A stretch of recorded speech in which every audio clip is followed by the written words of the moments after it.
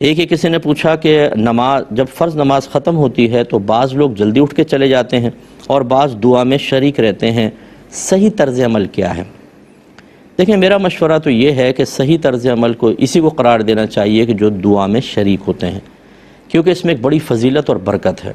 یہ بخاری کی روایت ہے، نبی کریم صلی اللہ علیہ وسلم ارشاد فرماتے ہیں کہ جب انسان نماز ختم کر لیتا ہے تو جب تک وہ باتوں میں مشغول نہ ہو جائے یا اٹھ نہ جائے اور دیگر چیزوں میں مشغول نہ ہو جائے یا وضو نہ توڑ دے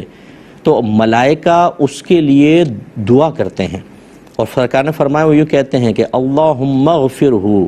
اللہم ارحمہ، اے اللہ اس کی بخشش فرما دے، اے اللہ اس پر رحم فرما، جب تک کہ سرکار نے فرمایا وہ اپنی جگہ پر بیٹھا رہتا ہے۔ تو یہ بڑا فائدہ ہے کہ اگر آپ دعا میں شریک ہوتے ہیں 5-7 منٹ تک آپ کے لیے فرشتے دعائیں کرتے رہیں گے، اور ملائکہ کا لفظ آیا ہے